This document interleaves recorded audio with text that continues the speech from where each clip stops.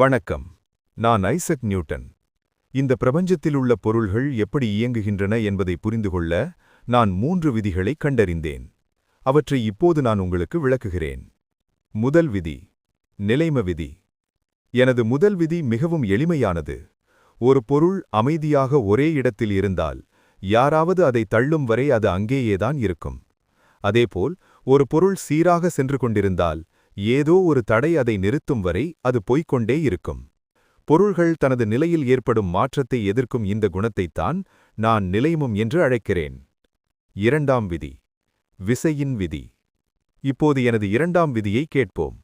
ஒரு பொருளின் மீது நாம் செலுத்தும் விசையானது அந்த பொருளின் நிறையையும் அது வேகம் பெறும் அளவான முடுக்கத்தையும் பெருக்கி கிடைக்கும் மதிப்பிற்கு சமமாகும்.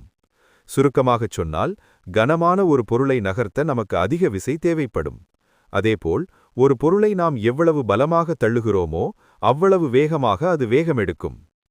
இறுதியாக எனது மூன்றாம் விதி. இது உங்கள் அனைவருக்கும் மிகவும் பிடித்தமான ஒன்றாக இருக்கலாம்.